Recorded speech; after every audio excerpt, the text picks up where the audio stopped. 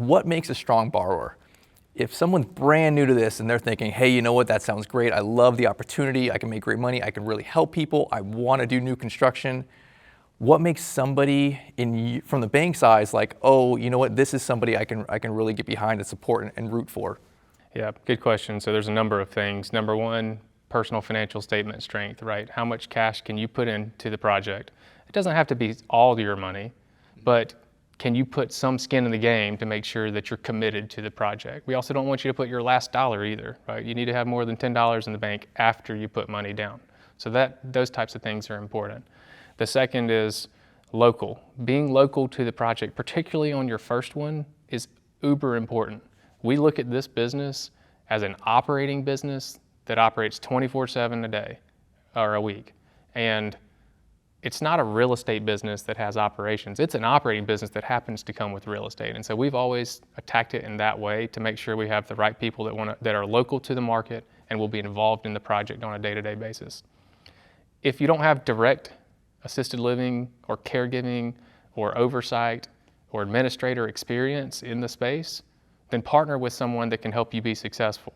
Partner with someone that owns one of these or operates one of these. This platform is exactly the type of partnership we look for with people that maybe have the ability to bring some capital to the table, want to be involved, want to do it in their marketplace, but don't have the skill set or are a little bit nervous about how to operate in a sector that has, regulatory oversight. And so this type of meshing of a relationship is exactly what we look for people that don't meet all of that criteria. Yeah. So as far as the difference between their experience, if you looked at it and you had to prioritize one or the other or both, either some type of business experience or medical experience, or is it preferred to have both? It's preferred to have both, but that's more like a unicorn, to be frank. The business experience is largely and probably the bigger component to it.